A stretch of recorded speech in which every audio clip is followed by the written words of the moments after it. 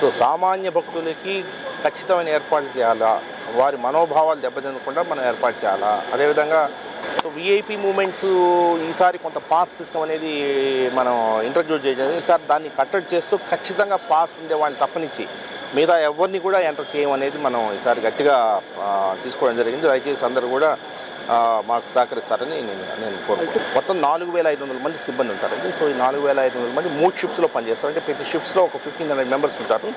వాళ్ళందరూ కూడా 4 అవర్స్ వాళ్ళకి బ్రీఫింగ్ ఇవ్వడం జరిగింది. ఎందుకంటే బ్రీఫింగ్ అనేది వెరీ వెరీ ఇంపార్టెంట్. కింద స్థాయి సిబ్బంది వరకు కూడా బ్రీఫింగ్ కరెక్ట్గా వెళ్తే ఏం చేయాలని కరెక్ట్గా వెళ్తే ఎటువంటి పొరపచ్చాలు లేకుండా, ఎటువంటి కోఆర్డినేషన్ ఇష్యూస్ లేకుండా మనము ముందుకు. పోలీస్ సిబ్బంది మీరు యూనిఫామ్లో ఎటువంటి పరిస్థితుల్లో దర్శనం చేసుకోవద్దు అనేసి ఖచ్చితమైన ఇన్స్ట్రక్షన్స్ ఇవ్వడం జరిగింది.